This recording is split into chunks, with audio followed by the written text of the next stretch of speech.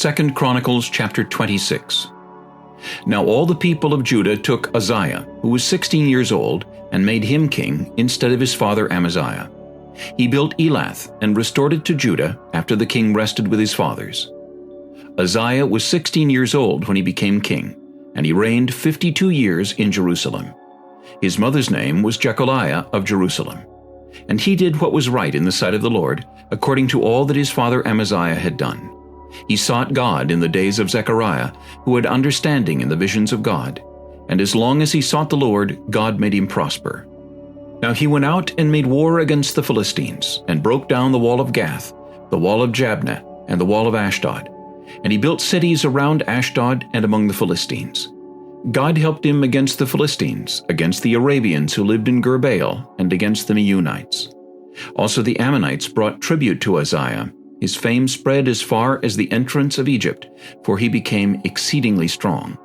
And Uzziah built towers in Jerusalem at the corner gate, at the valley gate, and at the corner buttress of the wall. Then he fortified them. Also he built towers in the desert. He dug many wells, for he had much livestock, both in the lowlands and in the plains. He also had farmers and vine dressers in the mountains and in Carmel, for he loved the soil. Moreover, Uzziah had an army of fighting men who went out to war by companies, according to the number on their roll as prepared by Jael the scribe and Maaseiah the officer, under the hand of Hananiah, one of the king's captains. The total number of chief officers of the mighty men of valor was 2,600. And under their authority was an army of 307,500 that made war with mighty power to help the king against the enemy. Then Uzziah prepared for them, for the entire army, shields, spears, helmets, body armor, bows, and slings to cast stones. And he made devices in Jerusalem, invented by skillful men, to be on the towers and the corners, to shoot arrows and large stones. So his fame spread far and wide, for he was marvelously helped till he became strong.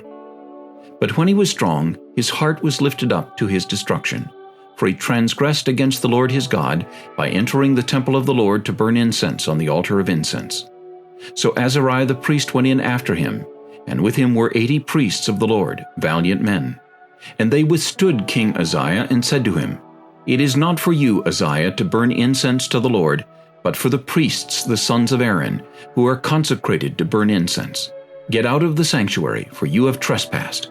You shall have no honor from the Lord God." Then Uzziah became furious, and he had a censer in his hand to burn incense. And while he was angry with the priests, leprosy broke out on his forehead before the priests in the house of the Lord, beside the incense altar. And Azariah the chief priest and all the priests looked at him, and there on his forehead he was leprous. So they thrust him out of that place. Indeed, he also hurried to get out, because the Lord had struck him. King Uzziah was a leper until the day of his death.